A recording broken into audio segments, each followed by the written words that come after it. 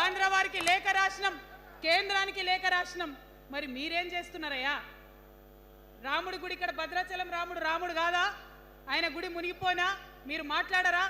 నేను సవాల్ చేస్తా ఉన్నా భారతీయ జనతా పార్టీ ఎంపీలకు, ఖచ్చితంగా మీరు 5 గ్రామాలను తెలంగాణకు తీసుకురావాలి. ఇక బీఆర్ఎస్ పార్టీ ఉంది, ఇంకో పార్టీ. ఏముంది ఆ పార్టీలో? మొట్టమొదటి ప్రభుత్వం వచ్చింది, తొట్టతల్లి ముఖ్యమంత్రి గారు అయినరు. మంచి సాలు తీయాల్సి ఉండే, అది సామాజిక న్యాయానికి కావచ్చు, ఒక ప్రణాళిక కావచ్చు. 3 ముఖ్యమైన అంశాలతో తెలంగాణ తెచ్చుకున్నాం: నీళ్లు, నిధులు, నియామకాలు. ఏం చేసింది బీఆర్ఎస్ పార్టీ? నీళ్ల కోసం 10 సంవత్సరాలలో 1,89,000 కోట్ల రూపాయలు ఖర్చు పెట్టింది. 1,89,000 కోట్ల రూపాయలు ఖర్చు పెట్టి ఎన్ని ఎకరాలకు నీళ్ళు ఇచ్చిందంటే 14 లక్షల ఎకరాలకు నీళ్ళు ఇచ్చింది. అందులో 2 పెద్ద ప్రాజెక్టులు, ఒకటి పాలమూరు, ఇంకోటి కాళేశ్వరం. ఆ రెండిటికి కలిపి 1,21,000 రూపాయలు ఖర్చు పెట్టింది. ఎన్నిటికి నీళ్ళు ఇచ్చిరాయా? ఎన్ని ఎకరాలకంటే 1,00,000 ఎకరాలకు నీళ్ళు ఇచ్చింది. ఈ మాట బాధతో చెప్తున్నా. నేను కూడా బీఆర్ఎస్ అప్పుడున్న టీఆర్ఎస్కి నేను కూడా నా రక్తాన్ని, నా చెమటని, నా సమయాన్ని కుటుంబంతో, పిల్లలతో గడపాల్సిన టైంలో టీఆర్ఎస్ పార్టీ బలోపేతానికి పనిచేసిన వ్యక్తిని నేను కూడా. ఆనాటి కేసీఆర్ వేరు, ఇప్పటి కేసీఆర్ వేరు. ఆనాటి కేసీఆర్కి తెలంగాణలో చేనేత కార్మికులు చచ్చిపోతుంటే భిక్షాటన చేసిన కేసీఆర్ ఆనాటి కేసీఆర్. ఇయాలటి కేసీఆర్ మారిన మనిషి, మనిషి, మన మనిషి కాదు. ఏమైంది ఇయాలటి కేసీఆర్కి?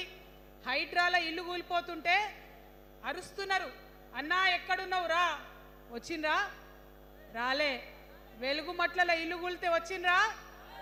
రైతులకు వర్ష బీభత్సమయ్యి మొత్తం పొలాలు మునిగిపోతే వచ్చిండ్రా? చేవెళ్ళ దగ్గర బస్ యాక్సిడెంట్ అయితే వచ్చిండ్రా? ఎక్కడ చిన్న కష్టం వచ్చిన ప్రజలకు ఆ సారు రారు, ఆ సారు రారు. ఎందుకంటే ఆయన మారిన మనిషి, మనిషి, గుంటనెక్కల తోడేళ్ల చేతిలో ఖైదీ అయినటువంటి మనిషి, మన మనిషి కాదు. బాధతో, దుఃఖంతో, ఆవేదనతో చెప్తున్న మాట, సంతోషంతో చెప్తలేని ఈ మాట నేను. అట్లాంటి కేసీఆర్ ఎట్లా ఉండే ఒకప్పుడు? అదే ఆర్డీఎస్ అంతా పాదయాత్ర చేసి నా తెలంగాణకు నీళ్లు కావాలని అడిగినారు. ఇవాళ మరి 10 ఏళ్ళ అధికారం ఉంటే పాలమూరు రంగారెడ్డి ప్రాజెక్టు కోసం 10 ఏళ్లలో ముందుకు పోతలేదంటే, ఎవరన్నా తెలంగాణ పట్ల ప్రేమ ఉంటే, పాలమూరు పట్ల ప్రేమ ఉంటే, కృష్ణా నీళ్లు వాడుకోవాలంటే మన కేసీఆర్ అయ్యుంటే ఆ పాలమూరు రంగారెడ్డి ప్రాజెక్ట్ కాడ కుర్చేసుకొని అది కట్టిస్తుండే. ఏం చేసినారు మారిన కేసీఆర్ గారు? పంజాబ్ పోయినరు, గుజరాత్ పోయినరు, బీహార్ పోయినరు. మేము మొత్తం రాష్ట్రంలో పీక్ కట్టలు కట్టం, నేషనల్ పార్టీ పెడతామని పోయినరు తప్పితే తెలంగాణ ప్రజలను పట్టించుకోలేదు. పట్టించుకుని ఉంటే, కేంద్రంతో గొడవ పెట్టుకోకుండా ఉంటే ఇవాళ పాలమూరు రంగారెడ్డి పారకపోతుండేనా? నేను అడుగుతా ఉన్నా స్ట్రేట్గా. ఇన్ని రోజులు నేను ఎన్ని మాటలు మాట్లాడినా బీఆర్ఎస్ పార్టీ నాయకులు ఒక్కరు కూడా బయటకు వస్తలేరు, సమాధానం చెప్తలేరు. దీనికి మీరు సమాధానం చెప్పకపోతే ప్రజలే మిమ్మల్ని బయటకు లాగి సమాధానం చెప్పేటట్టు చేస్తారని కూడా ఈ సందర్భంగా నేను తెలియజేస్తా ఉన్నా. ఒకటే మాట అడుగుతున్నా, మన కేసీఆర్ అయి ఉంటే ఆనాడు తెలంగాణ బిడ్డలు కష్టపడితే బయటకు వచ్చి నా బిడ్డలకు ఇబ్బంది అవుతుందని కొట్లాడిన వ్యక్తి, సింగరేణి గనిలో ఒక కార్మికుడు చనిపోతే అక్కడి దాకా పోయి చూసి వచ్చినటువంటి వ్యక్తి. మరి తెలంగాణ వచ్చినాక ఏమైందా ప్రేమ?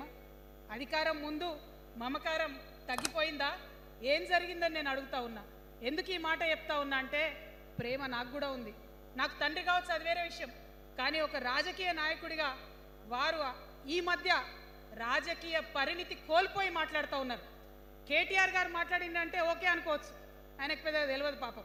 కానీ కేసీఆర్ గారు అనే